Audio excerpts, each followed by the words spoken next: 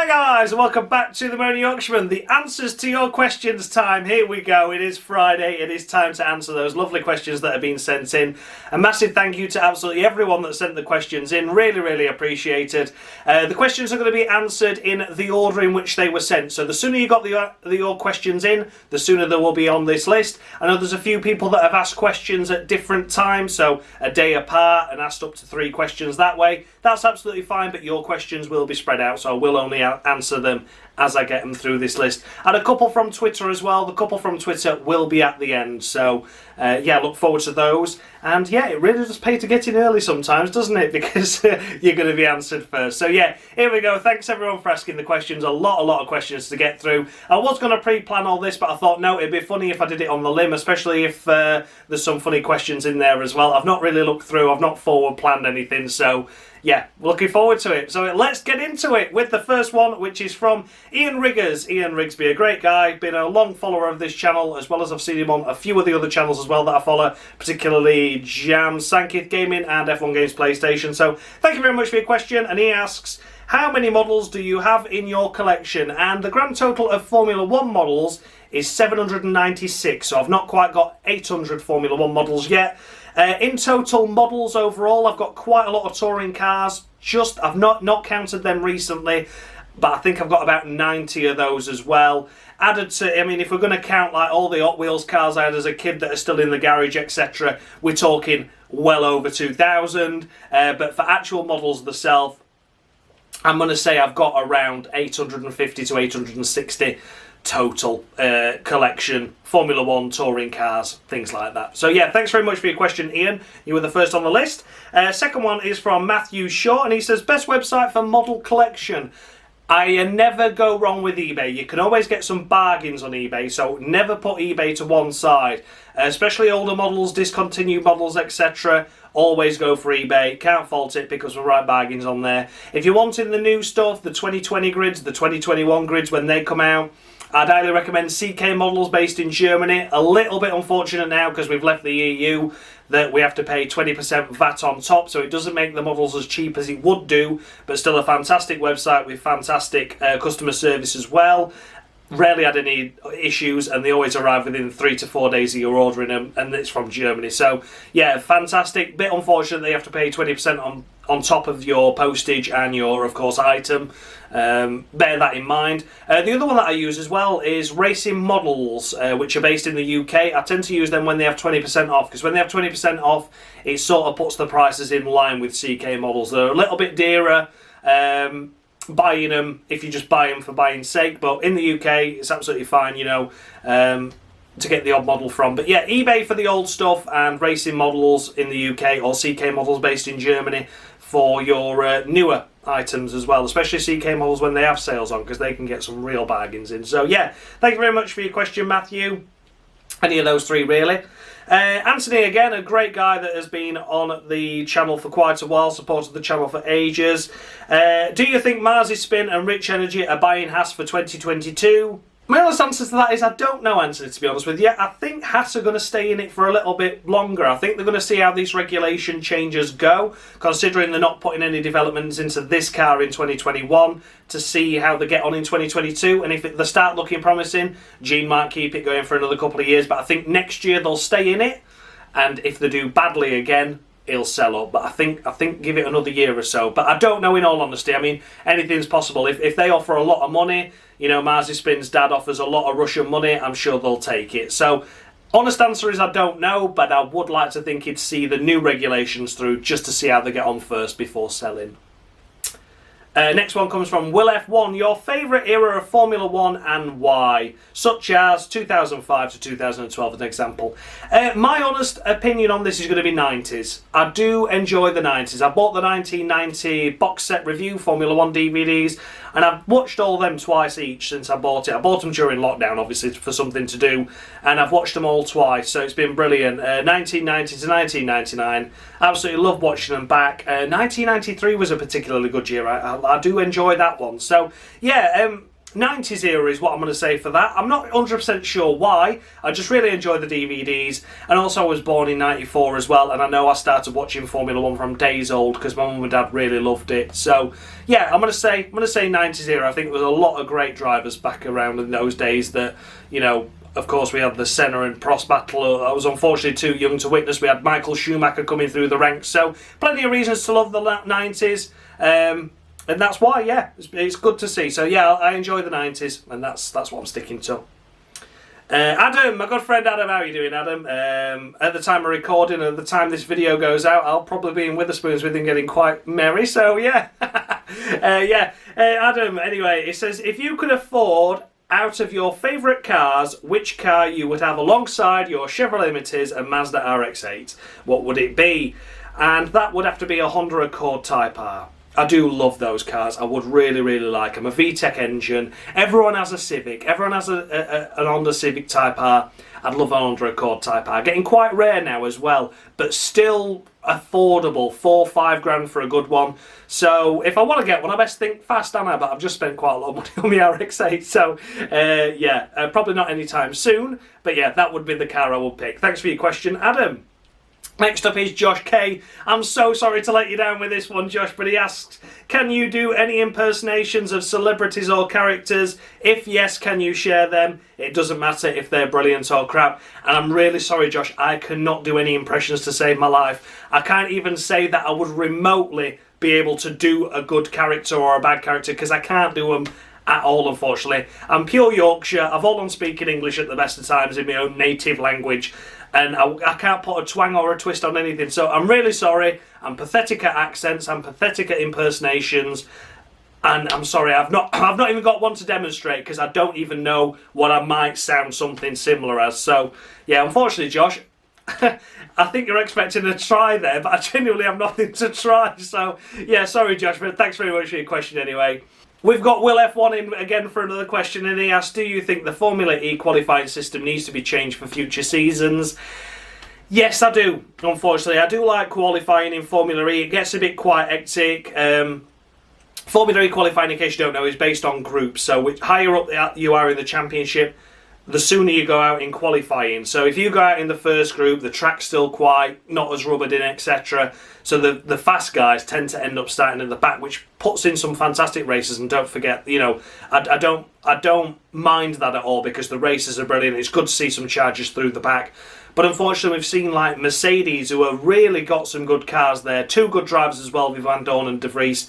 I couldn't tell you the last time they scored points, and they were leading the championship for God knows how long. But because of the drivers aren't scoring points and knocking them down much, they're still in Group 1 or Group 2 and still having bad qualifyings. And it's through no fault of the teams, no fault of the driver. It's the qualifying session itself. So maybe I would like to see a change. I don't know what I'd change it to. Maybe trial the Formula 1 system, because I really like the Formula 1 way of doing things, because you can still have a good result to get through into Q2. You know, we've seen it with Williams, with George a lot, especially this year. In fact, every race, haven't we? So you can still have a good, surprising result, but you won't hinder the good teams and the good drivers as much, if that makes sense. So yeah, I think that'll sort the men out from the boys. Yeah, you're probably going to have the Dragons and the Neos out in Q1 a lot, just like you would in Formula 1 with such as Haas and Williams, but it always gives you that room to have a big name dropping out early and to get a little name into Q2 and potentially into Q3 if the circuit favours them. So yeah, I'd definitely say I don't know fully what needs to be changed. Maybe trial the Formula 1 system, but Formula E likes to be different, doesn't it? But I do enjoy the current format, but it is incredibly frustrating for the teams, especially that are stuck high up in the championship and they can't get themselves out of the early group. So yeah, it does need to be changed. Don't know the full answer, but I would like to see a change at least. Then we come to Fredo Racing, and he asks, who was your favourite driver from the three new teams, Caterham, Marussia, HRT, and all their various guises? Well, my favourite driver, I must say, was Ricciardo when he joined in the HRT at Silverstone, wasn't it, 10 years ago? So that was quite nice to see. I did enjoy Daniel Ricciardo. I thought, yeah, he's looking like he's quite good. I didn't like him at the time though, so if we're going to go for a driver I did like at the time and fully know who he was, I'm probably going to go for Liuzzi or Heikki Kovalainen. Liuzzi, I enjoyed. Obviously, I was a former Force India fan, a massive Force India fan, so it was good to see him get a seat in 2011, albeit at HRT. At least he was still in the sport for nearly another year before Ricciardo stepped in at a few races. But that was good to see. Also, Heikki Kovalainen, I really liked Heikki Kovalainen. Nice guy, didn't do so well in McLaren, but deserved that Lotus seat for quite a while, didn't he? 2010, 2011, 2012 he was there, wasn't he? So yeah, good to see him there. And if we're going to go for, I may as well do another one, favourite for Mana stroke Marussia, has to be Pascal Wehrlein, I would say. I think he did a cracking job in 2016, getting that point at Austria, and of course Jules Bianchi as well. We're all going to say Jules as well. So yeah, that's one for each team. If I had to pick one though, I would pick Liuzzi, because I was a fan of him when he was in Force India. So yeah, thank you very much, Fredo, for your question. Terry Parks asks, what is your favourite race circuit? Now, if we're going to go based on racing, I'm going to say Spa, Belgium. I absolutely love Spa. Fantastic circuit, heritage there and everything. So I absolutely love Spa in Belgium. If we're going to go in terms of facilities, of course, because I used to work in motorsport, I don't keep dragging on about it. It's been 5 years ago since I left. But it has to be Red Bull Ring for the facilities. That is a circuit that is absolutely phenomenal for the circuit, for the food, for the drinks, for the atmosphere, for everything. So yeah, Red Bull Ring for all of that, but for the heritage and pure racing sport, I really do like Spa. And best memory / moment while you were working in motorsport, Navarra Test 2015, Clement Novalak, Callum Miller, and we were just literally there in Spain, a circuit in the middle of nowhere, testing with these two drivers that are both great guys. They were Clement's first time ever in a Formula Renault or single-seater car. Callum was there coaching him. Great couple of days testing there. Absolutely loved it. Nothing went wrong. Everything went absolutely fine. And then to top it all off, Osasuna Football Club, not a clue who they were at the time, pulled up in a big coach. And we were absolutely hailed as heroes because we were there testing. They come round for a photo opportunity day and to have a look round a race circuit, etc. And yeah, they came round, took pictures with us, with the cars. They were sitting in the cars. It was the end of the day, so it was fantastic. And then we got invited to go go-karting with them as well. So yeah, we were 24 of us on a grid outside Navarra race circuit on the karting track. And we were racing around that circuit, and it was absolutely brilliant. Absolutely loved it. I was racing around with Osasuna's football manager towards the back because I'm quite fat. But yeah, unbelievable. If I could go back and do that again, I would, because that was epic. So yeah, best memory. Thank you very much for that question, Terry. That's my best memory. And then we come to Viper Racing. Brad, good to see you dropping some questions, buddy. Good friend of mine, of course. Met through YouTube, met at Autosport 1 year, hit it off, and become friends ever since. So yeah, fantastic guy, and thank you for your questions. He's asked 3 as well. So his first question is, if you could have one of the following cars, which would it be and why? An Aston Martin Valkyrie, a Chevrolet Corvette 2021 version, or a Porsche 918, can be standard or Spider version. Well, it'd have to be an Aston Martin Valkyrie, just for the basis of I hate Porsche, any Porsche, can't stand them. They all deserve to burn. I don't like any of them. And Chevrolet Corvette, too American for me. I'm not into American cars, so it'd have to be an Aston Martin Valkyrie. That's the reason, literally because it was the best option out of those 3.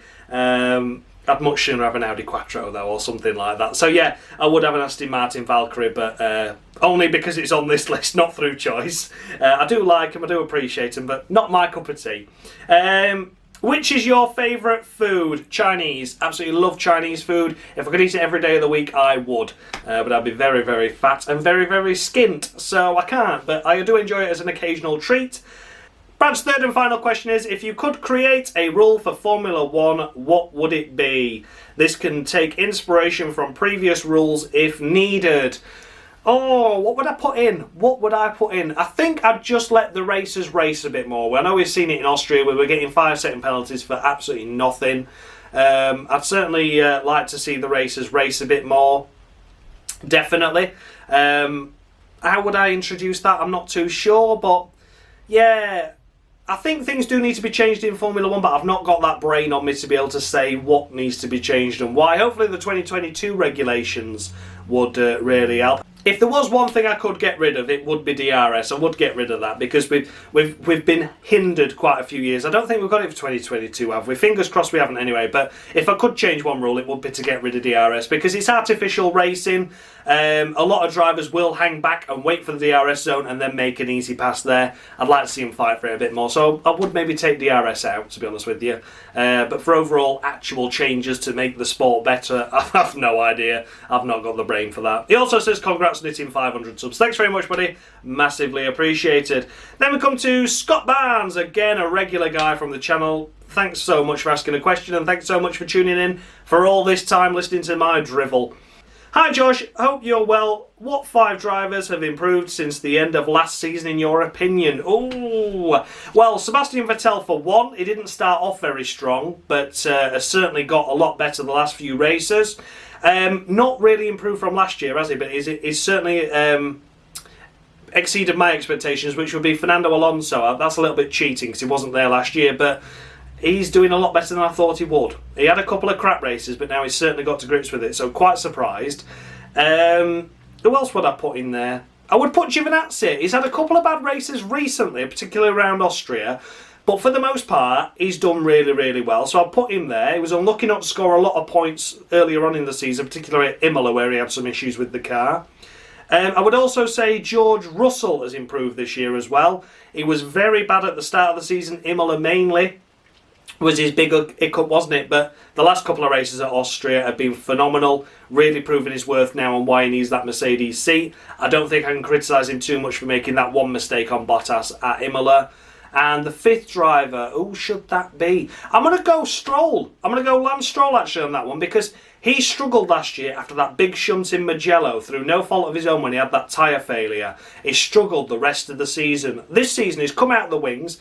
The Aston Martin's not as good as we were all expecting, but I think he's been doing a solid job. So yeah, they're my 5 drivers. One cheat there with Alonso, but he is exceeding my expectations on what he'd do this year, full stop, not just from the previous years. So yeah, they're my 5. One little cheat there, Scott, I hope you don't mind. But yeah, they're my 5 drivers I think who have improved most from last season. Then we come to Warwick, again, a regular guy on the channel, loves to join in on the premieres of the Cruel Rooms, etc. So thank you very much, Warwick.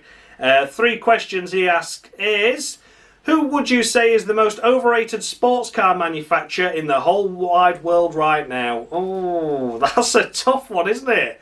That's a tough one. Who's under-delivering at the minute? I mean, there might be someone in rallying under-delivering. But I wouldn't really know. Would I say Ferrari? Or would I say Aston Martin, actually, thinking about it? I mean, I do know they do really well in British GTs, etc. But they're really under-delivering in Formula 1 compared to what we expected them to do, wouldn't we? Especially off of last season as Racing Point, winning races, scoring regular podiums with Perez as well. So, maybe Aston Martin, maybe Ferrari, because they've not been up there in as well as we thought. Just one podium this year with Carlos Sainz, a couple of pole positions after Ferraris kept crashing though. But yeah, you know, I think it's between those two in terms of Formula 1. Maybe if we're going to go for such as Formula E, maybe Audi haven't done quite as well as we were expecting. Mercedes, as I mentioned earlier, was struggling with the qualifying format. Yeah, there's a lot of things, and the thing is, I don't want to criticise an individual team or driver or brand, for example, because I know how hard all of them work. Even if they've got it wrong, they still work incredibly hard to fix it. So I wouldn't want to put anything down straight away, but I think the biggest disappointment of Formula 1 has to be Aston Martin, actually. So I'm going to say them, but I know they do fantastically well in GTs and Le Mans and everything like that. So yeah, difficult to criticise anyone, but if I had to pick one, I think the biggest disappointment for F1 especially, which is what a lot of people watch on this channel, it'd have to be Aston Martin. His second question is, do you think Gunter Steiner is the worst team principal on the F1 grid currently? Again, tough one. Possibly. I'm not too sure, to be honest, because there have been a lot of changes, haven't there, in recent seasons, particularly from last season into this. I don't know who's running Williams at the moment. They might be crap. I can't remember who's running Alpine at the moment. They might be crap. They've had a big switch around at Ferrari, is it? Has that affected the team managers? I'm not sure. Binotto not on the Pratt perch anymore on the pit wall. So I'm not too sure on that one. I think maybe, but again, I think he's took this season, especially knowing he's got no expectations, no hopes to do any better than finish last. I think he might have chilled his beans a little bit. So yeah, I wouldn't say he is, but then again, I'm not too sure. I'm not really that into it. But yeah, he's certainly not as good as everyone makes out. I think shouting a lot doesn't get you anywhere, but there you go. And what was your favourite Top Gear moment? £100 cheap car challenge, without a doubt. I believe it was one of the first ever challenges they did back in the early days where May had just joined the team and they had a £100 challenge, and Richard Hammond had a Rover, James May had an Audi, and of course Jeremy Clarkson had a Volvo, and they were fantastic. Paid £1 for that Volvo back in the day where you used to have to pay people to take your car off you to scrap it. So yeah, I did it. I really enjoyed that. That was an episode that got me hooked on Top Gear. Totally hooked on Top Gear. So yeah, it'd have to be the £100 cheap car challenge. Phenomenal. From many years ago, but still just as good watching it back to this day. Next up we have Shugogo, and he asks, did you ever have a cartoon crush as a kid? And the answer to that is no. I didn't have any cartoon crushes as a kid. No cartoon crushes. No, I didn't like anyone that I saw on telly, unfortunately. Girls used to piss me off a lot, actually. The Powerpuff Girls used to annoy me as a kid, I can tell you that much. And also Dee Dee from Dexter's Laboratory. Get out of his laboratory, Dee Dee, you dick. She annoyed me. And also the sisters that were on Ed, Edd and Eddy that were always after Ed, Edd and Eddy. They annoyed me as well. So I didn't have any crushes, I just got frustrated by women, and that applies to this day and age, doesn't it? This still applies to this day. So yeah, unfortunately no cartoon crushes, but girls just annoyed me on the telly just as much as they do in real life now. So there you go. Yeah, that's an honest answer, I think. I don't think you get more honest than that. You may have now noticed that the lighting has changed in here, as has maybe the camera position as well. That's mainly due to the fact that I've just finished recording the Q&A video, started editing it all together, and realised that it would be 53 minutes long. So that's a little bit too long, unfortunately, to put in one video onto YouTube, and wouldn't be fair on the people that are midway through the questions, etc. So I'm going to do it in two parts. So if your question hasn't been answered in this one part, I'm very, very sorry. There's just been so many questions, and it will be uploaded at 6 PM today. That's Friday, of course. And yeah. So look forward to your questions being answered in 6 hours' time. I apologise so much. I didn't realise there were that many questions to answer. And thank you so much for submitting all of your questions. I've looked forward and loved answering every single one of them. So yeah, bear with me. 6 o'clock, the second part to the answers for the Q&A video will be out. And yeah, thanks so much for watching, guys. I'll see you all for part 2. Much love.